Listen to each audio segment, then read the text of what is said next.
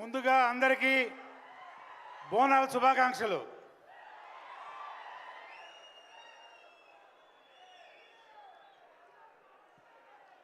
ఇరవై 24వ తారీఖు యావత్ ప్రపంచానికి పండగ. ఏం పండగ? పవర్ స్టార్ సినిమా పండగ.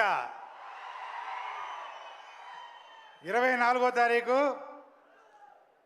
ఇది హిట్ కాదు, సూపర్ హిట్ కాదు, నా సామీరంగా బ్లాక్ బస్టర్.